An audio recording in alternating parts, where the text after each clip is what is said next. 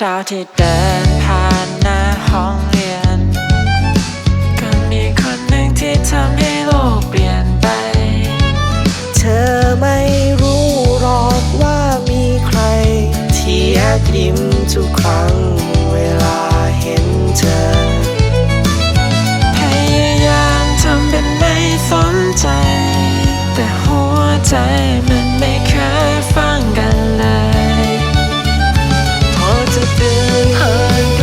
ล้ๆทุกอย่างก็หยุดไปเลยทันที